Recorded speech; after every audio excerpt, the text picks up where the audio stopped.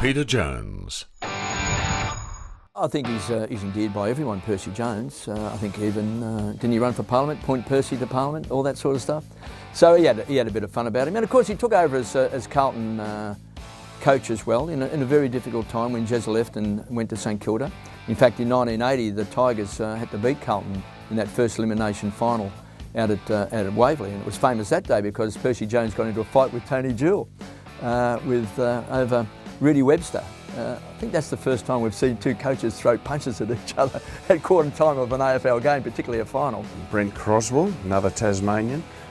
Brent, in those days, the boys would have a cigarette after training and even in team meetings.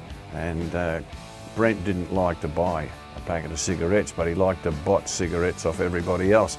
And this had gone on for some time. He'd always be asking Perce for a fag.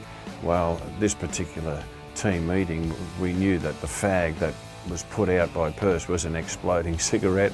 So we all watched as he took the cigarette, lit it up, had a couple of drags, and then of course it exploded.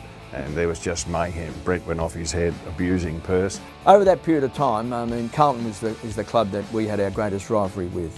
They're a great club and we loved playing against Carlton. I think they loved playing against us.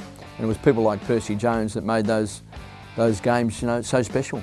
He was very vocal at three-quarter time in close matches, and I sensed, it took me a little while, but I sensed that Percy might have had a wager on the game, and he was just making sure that Alex Jesaulenko and Brent Crossville and me and Sid Jackson, all the boys in the forward line, he really worked hard to get us up because it was important we won because he had a bit of dough on the result.